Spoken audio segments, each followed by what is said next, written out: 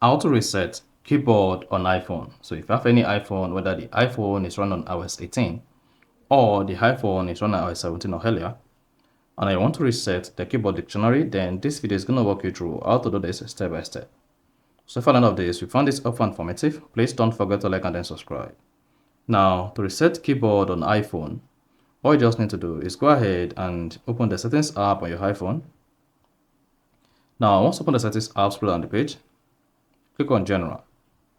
On the General page, you want to scroll down to the bottom of the page, on to see Transfer or Reset iPhone, and then click on it. Once you click on Transfer or Reset iPhone, underneath it, locate Reset and click on it.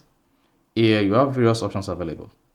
Underneath the Reset All settings, locate Reset Keyboard Dictionary and click on it. Now, once you click on the support that says, type in your iPhone passcode to proceed. Now, once typing your iPhone passcode, a pop will come that says, this will delete all custom words you've typed on the keyboard. Return the keyboard dictionary to factory default. Now, go ahead and click on Reset Dictionary. Then hang on. Then once you click on Reset Dictionary, you can now exit the page. If you go ahead and open any messaging app on your iPhone and you open your keyboard, now you discover that the keyboard is now reset to default. So that is basically how to reset iPhone keyboard. So if you found this helpful and informative, please don't forget to like and then subscribe.